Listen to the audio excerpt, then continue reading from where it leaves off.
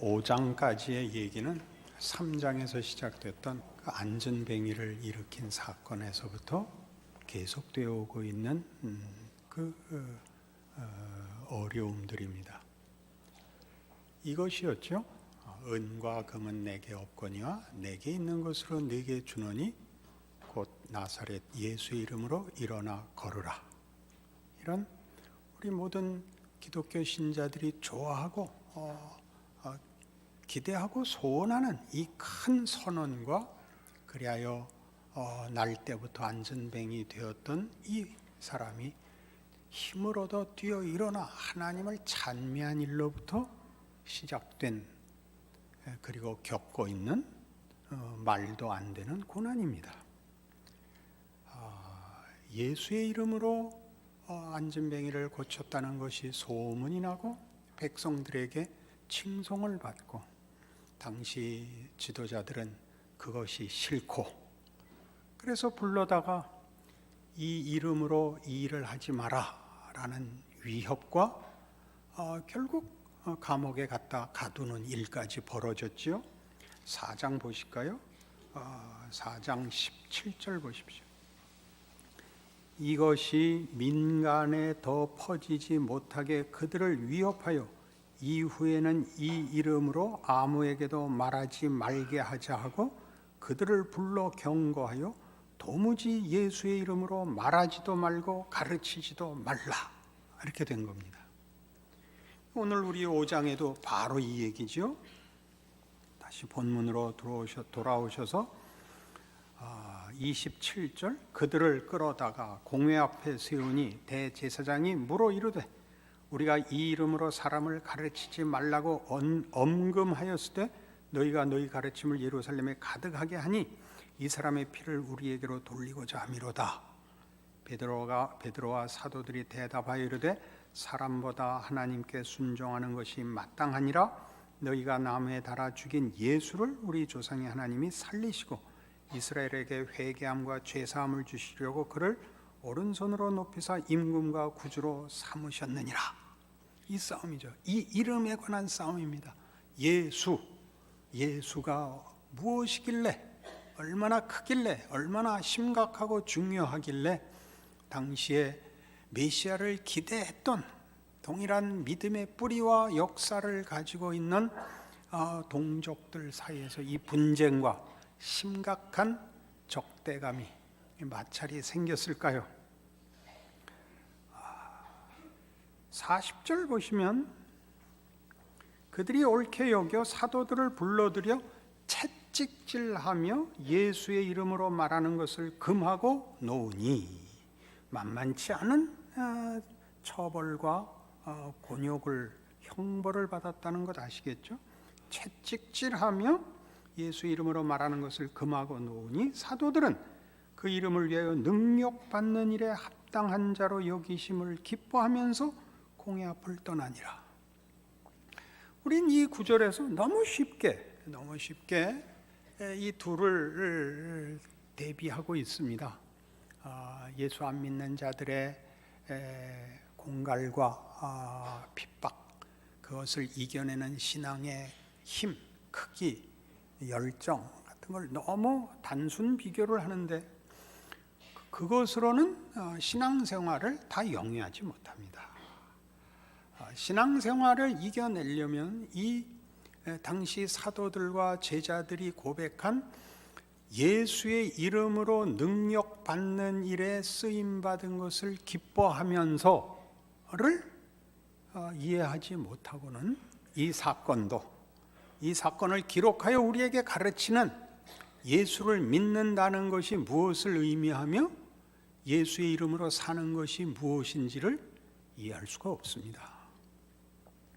예수의 이름이라는 것은 하나님을 믿는 것과 좀 다릅니다. 뭐가 다르냐? 막연하지 않고 다만 내세적이지만 않고 상상 속에 있지 않습니다. 예수는 우리를 찾아오사 육신으로 우리 곁에 오신 하나님의 구체적인 찾아오신 이름입니다. 성육신하여 인간이 되시고 인생을 사신 분입니다. 예수는 우리의 자리에 찾아오신 하나님의 성의와 의지와 그 지극하심의 구체적 사실입니다. 그것이 예수입니다. 하나님이 우리를 찾아오셨다. 우리의 자리까지 오셨다. 죽음의 자리까지 쫓아오셔서 나를 붙들려고 하신다. 이게 예수입니다. 근데 그 예수는 우리를 구원하기 위하여 오셨지만 우리 손에 의하여 죽으셨습니다. 스스로가 죽음으로 이 일을 이룬 것이 아니라 우리를 구원하러 오셨는데 당신의 뜻을 이루는 일에 하나님의 지극하심이 우리를 불러내는 일에 당신을 우리 손에 위임하사 우리가 그를 죽이는 자리까지 쫓아오셨습니다. 죽임을 당하시는 것입니다. 이 죽임을 당한다는 것은 하나님의 일하심이 우리가 아는 방식, 우리가 이해하는 방식이 아닌 방식이라는 증거로서 예수가 있습니다. 예수라는 이름 속에 있는 이 두 가지 뜻을 분명하게 구별하셔야 됩니다. 절대 하나도 놓치지 않으시겠다는 하나님의 진정성과 성의를 보시는 것만큼이나 하나님이 하시는 일을 우리는 전혀 이해하지 못했고 앞으로도 못한다 하는 것을 이해하셔야 됩니다. 이사야 53장이 하는 말씀으로 돌아가 보시죠. 구약 1033페이지입니다. 장차 오실 메시아 예수에 대한 성경의 예언의 가장 놀라운 선언은 이겁니다. 이사야 53장은 그가 오실 것이다, 그가 뭘 할 것이다 보다 크게 우리는 이해하지 못하는 식으로 그가 오실 것이다 입니다. 우리가 전한 것을 누가 믿었느냐? 여호와의 팔이 누구에게 나타났느냐? 이게 무슨 말이죠? 아무도 이해하지 못했다. 아무도 알아보지 못했다. 하나님이 그런 식으로 일할 줄은 아무도 몰랐다. 납득할 수 없었다. 그는 주 앞에서 자라나기를 연한 순 같고 마른 땅에서 나온 뿌리 같아서 고운 모양도 없고 풍채도 없은즉 우리가 보기에 흠모할 만한 아름다운 것이 없도다. 예수는 메시아 같지 않았답니다. 그 목사가 되는 중요한 기준 중에 하나가 멋있지 않아야 된다는 것 아십니까? 목사는 한 인물하거나 한 능력해서 쓰이지 않습니다. 고린도전서 1장에 이렇게 얘기하죠. 형제들아 너희를 부르심을 보라. 잘난 사람이 어디 있느냐? 하나님이 못난 사람으로 천한 자들을 세워 자랑하는 자들을 부끄럽게 하려 하심이라. 이게 예수의 이름에 들어있는 겁니다. 예수의 이름, 예수 성육신한 하나님의 찾아오심. 이어보죠. 그는 멸시를 받아 사람들에게 버림받았으며 간고를 많이 겪었으며 질고를 하는 자라. 마치 사람들이 그에게서 얼굴을 가리우는 것 같이 멸시를 당하였고 우리도 그를 귀히 여기지 아니하였도다. 이 우리 속에 여러분 예외는 없습니다. 아무도 하나님이 일하시는 방식을 세상적인 눈으로 이해할 수 없습니다. 그래서 이 4절에 있는 말씀이 이제 훨씬 오늘 이제 내용에 기가 막히게 부합됩니다. 그는 실로 우리의 질고를 지고 우리의 슬픔을 당하였거늘 우리는 생각하기를 그는 징벌을 받아 하나님께 맞으며 고난을 당한다 하였노라.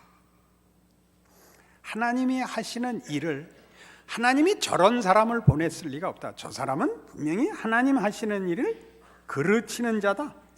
하나님과 관련 없는 자다라고 생각했단 말이죠.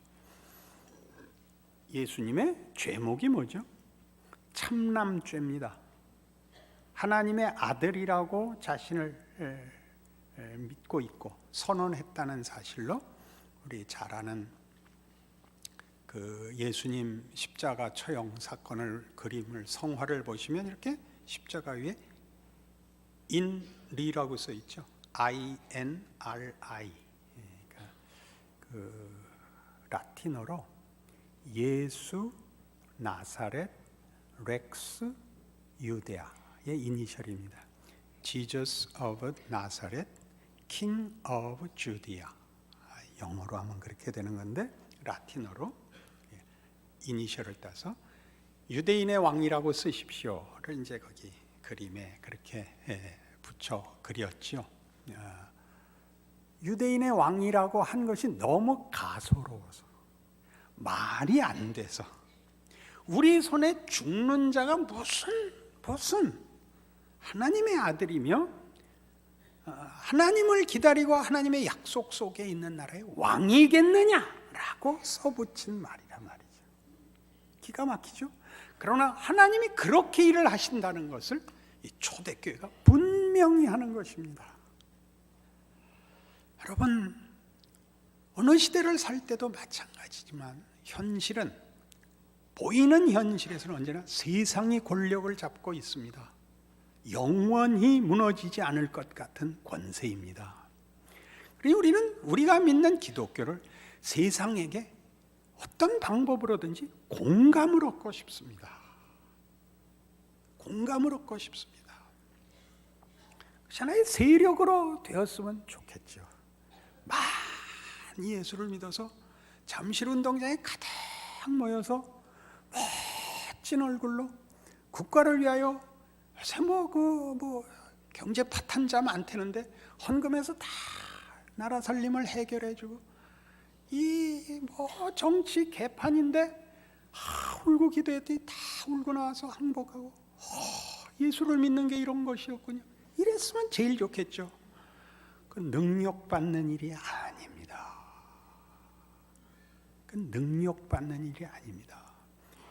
쉽게 살자는 거죠.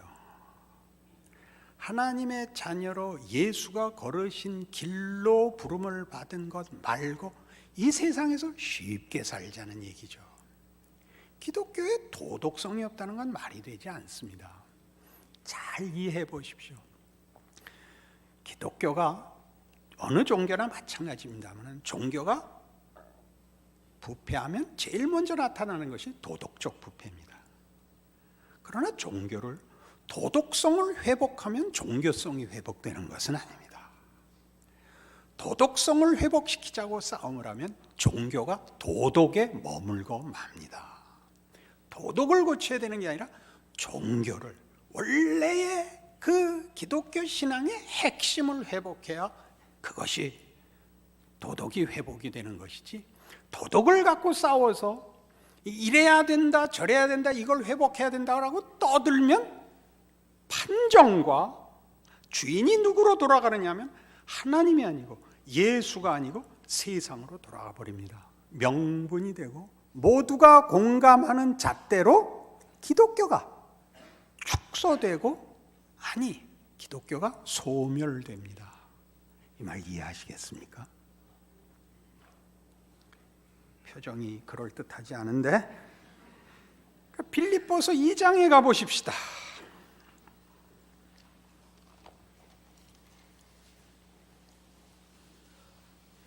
신약성경 319페이지 빌립보서 2장 5절입니다. 너희 안에 이 마음을 품으라. 곧 그리스도 예수의 마음이니 그는 근본 하나님의 본체시나 하나님과 동등됨을 취할 것으로 여기지 아니하시고 오히려 자기를 비워 종의 형체를 가지사 사람들과 같이 되셨고 사람의 모양으로 나타나사 자기를 낮추시고 죽기까지 복종하셨으니 곧 십자가에 죽으심이라.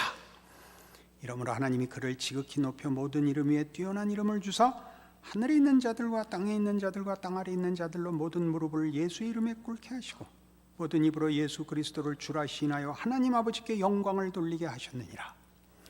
예수님이 가신 길은 희생의 길이 아닙니다. 순종의 길입니다. 희생이라는 건 내가 할 수 있는 것을 양보하는데 초점이 가서, 아까도 얘기한 것 같이 기독교의 핵심은 도덕성을 가지지만 도덕과는 다른 것입니다. 더 깊은 것이죠. 도덕이란 결국 자기의로 귀결되는 자리까지밖에는 우리를 인도하지 못합니다. 누구는 잘났고 누구는 못났고, 누구는 옳았고 누구는 글렀고가 다이고, 기독교는 예수입니다. 예수는 뭐였다고요? 하나님이 당신의 자녀들을 찾아오신 지극한 그리고 구체적 사실, 우리를 찾아오기에 우리의 자리에 오신, 인간의 몸을 입고 현실에 찾아오시고 죽음의 자리까지 찾아오신 하나님 되시는 우리를 향한 구원, 사랑, 포기하지 않으시는 하나님의 신실하심입니다. 도덕은 여기까지는 죽어도 못 오는 것입니다. 거기는 하나님이 있을 자리가 없습니다. 그걸 지킨 개인의 자랑이 있고, 그렇지 않은 자와의 구별과 우월과 열등이라는 우열의 대비밖에 없습니다. 거기는 능력받는 일이나 거기는 사실은 희생 같은 것도 없습니다. 여기서 말하는 희생은 그러니까 그런 한 인간의 자기 확인의 차원에서 나오는 어떤 절제, 어떤 양보, 어떤 자랑의 얘기가 아니고, 하나님이 이걸 원하셨기 때문에 예수님은 자기를 비워 종의 형체를 가져 사람들과 같이 되었고, 사람의 모양으로 나타나서 자기를 낮추시고 죽기까지 복종하시는 겁니다. 그건 아버지의 뜻에 순종한 길입니다. 기쁜 길입니다. 고통스럽지만. 그것이 오늘 본문에서 얘기하는 주 예수의 이름으로 능력받는 일에 합당하게 여기심을 감사하면서 라고 초대교회 제자들이 외친 고백인 것입니다. 예수를 믿으면 만사 형통해지고 모두를 항복시킬 증거가 나와서 이야 이렇게 놀라게 하는 것이 아니고, 저 사람들은 다르다, 뭘까 궁금하게 만드는 것이죠. 이해할 수 없게 만드는 것이죠.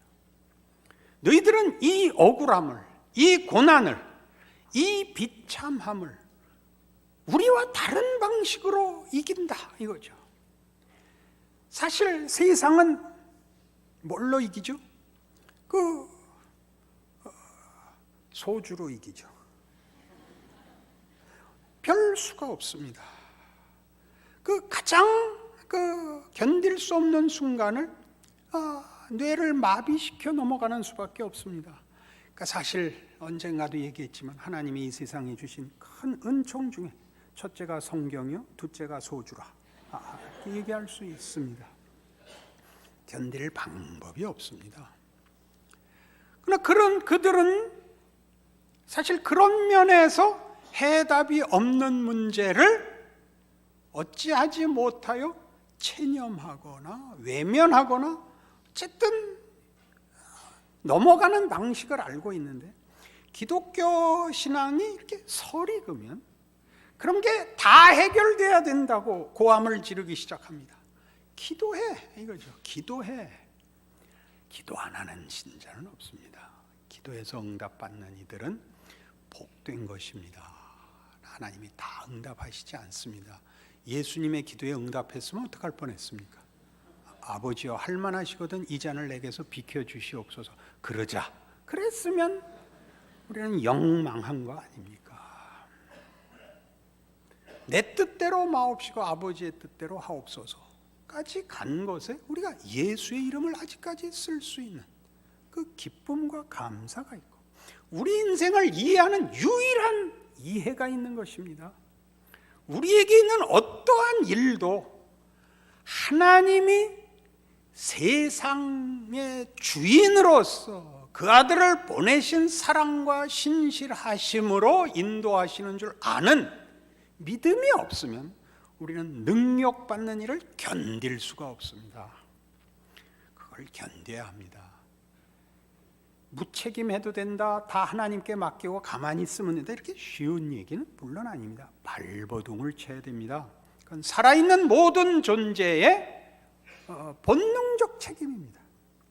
그러나 내가 발버둥을 치는 것이 유일하고 전부인 인생은 아니라는 걸 알아야 합니다.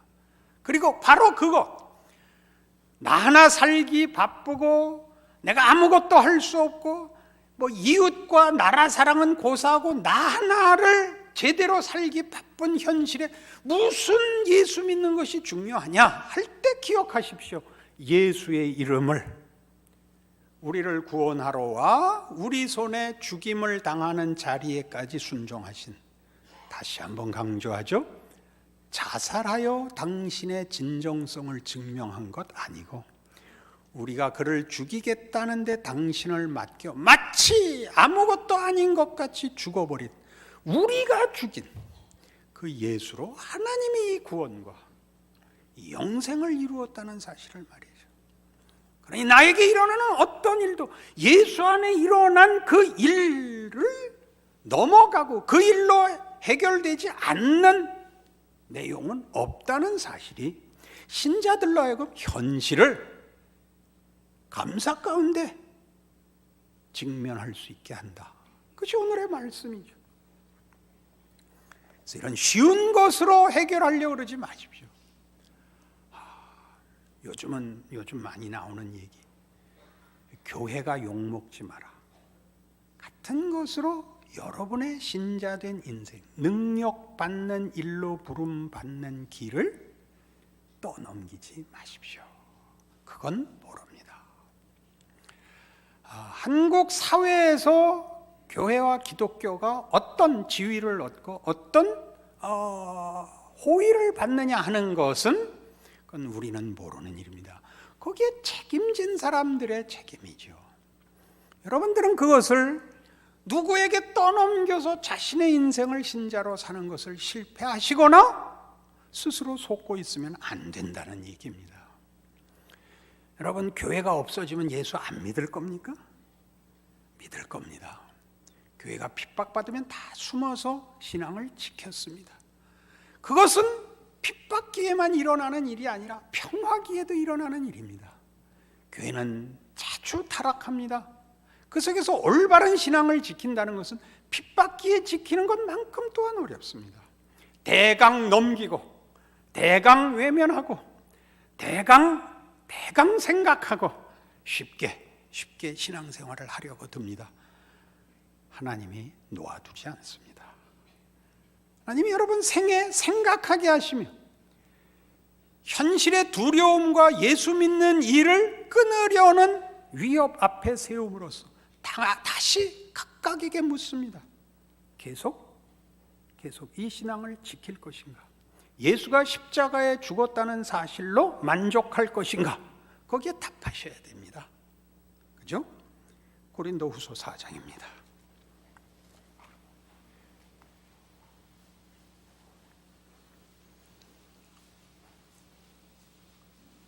288페이지 고린도후서 4장 7절입니다. 우리가 이 보배를 질그릇에 가졌으니 이는 심히 큰 능력은 하나님께 있고 우리에게 있지 아니함을 알게 하려 함이라. 우리가 사방으로 우겨쌈을 당하여도 쌓이지 아니하며 답답한 일을 당하여도 낙심하지 아니하며 박해를 받아도 버림바 되지 아니하며 거꾸로 뜨림을 당하여도 망하지 아니하고 우리가 항상 예수의 죽음을 몸에 짊어짐은 예수의 생명이 또한 우리 몸에 나타나게 하려 함이라. 우리 살아있는 자가 항상 예수를 위하여 죽음에 넘겨짐은 예수의 생명이 또한 우리 죽을 육체에 나타나게 하려 함이라.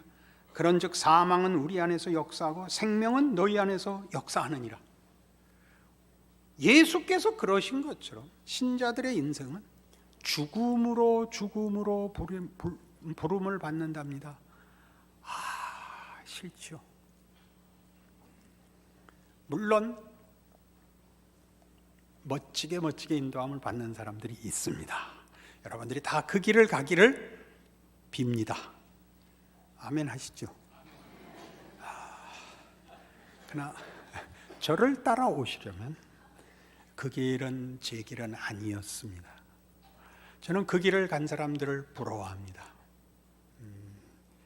영광된 승리의 예수 믿는 승리를 증언하는 그 일을 맡은 이들이 있습니다.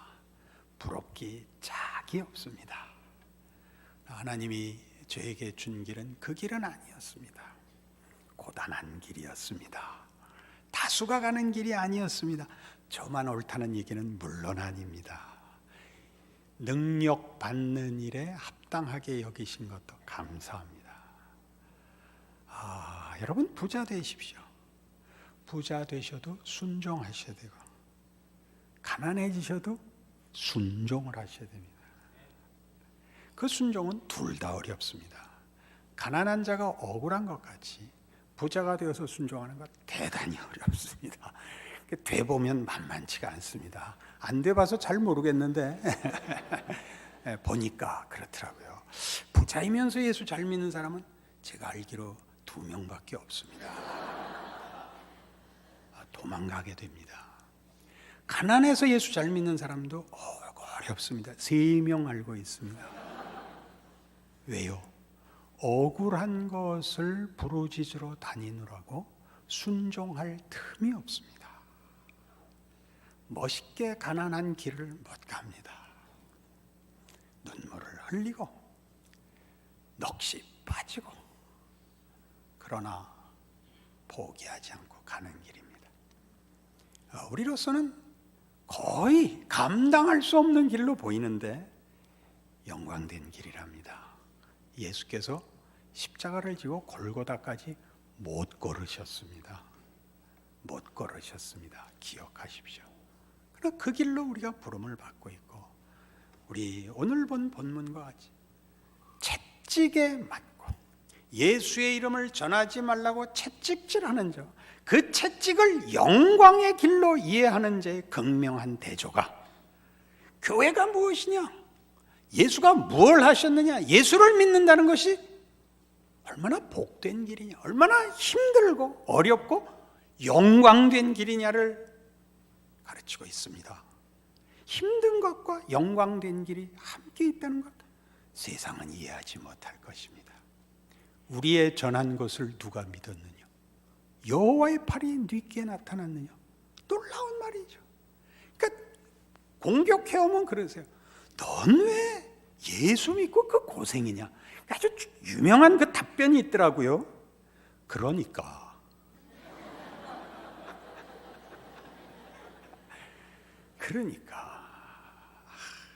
일본 사람들은 우리보다 좀 더 분명하죠.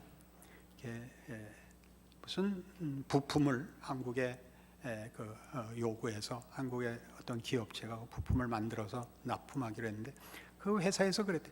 이거 언제까지는 꼭 보내줘야 된다. 그래야 우리가 그걸 조립해서 어디 보내야 되는 약속이 여러 개 걸려 있어요. 꼭 그래야 한다. 알았다. 근데 너무 답을 시원하게 하잖아요, 한국 사람들이.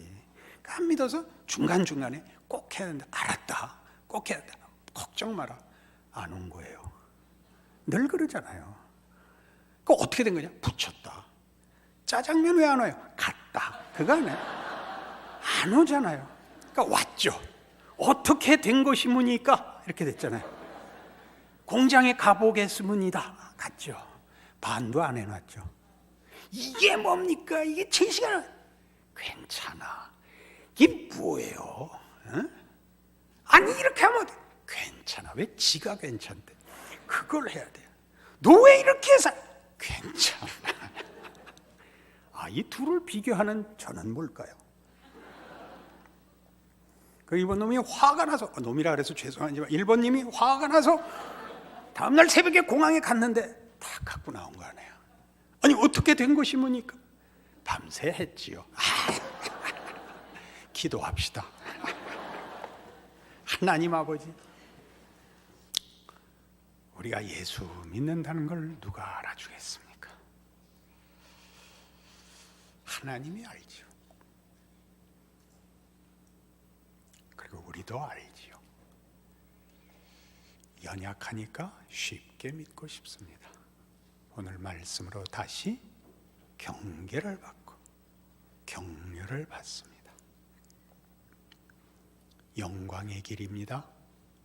지지 말게 하시옵소서. 포기하지 말게 하옵소서. 자기 선자리에서 순종하여 하나님이 나를 예수께서 걸으신 길로 부르신 줄 아는 그 기쁨과 자랑을 주시옵소서. 지금은 우리 주 예수 그리스도의 은혜와 하나님 아버지의 극진하신 사랑과 성령님의 교통하심이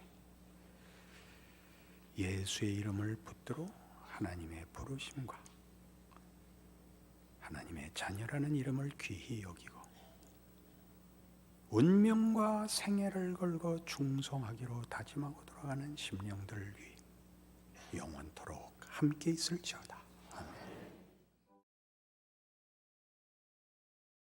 아멘.